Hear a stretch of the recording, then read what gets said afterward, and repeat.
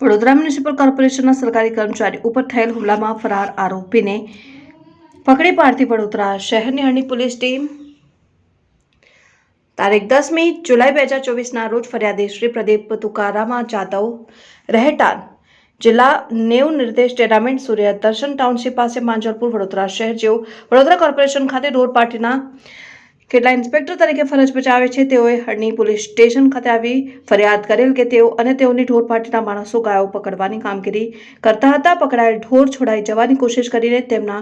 કરવાના ના પાડતા તે પૈકી એક ભરવાડ તેના હાથમાં ખોડી વાળી લાકડી તથા પેન્ટના ખિસ્સામાં ચપ્પુ લઈ દોડી આવેલ અને અમારી ગાયો કેમ પકડો છો તેમ કહી ફરિયાદી અને શાહેદો સાથે બોલાચાલી ઝપાઝપી કરી ઝઘડો કરી ગમે તેમ ગાળો બોલી તે ઉપર જીવલેણ હુમલો કરી લાકડી વડે ફરિયાદીને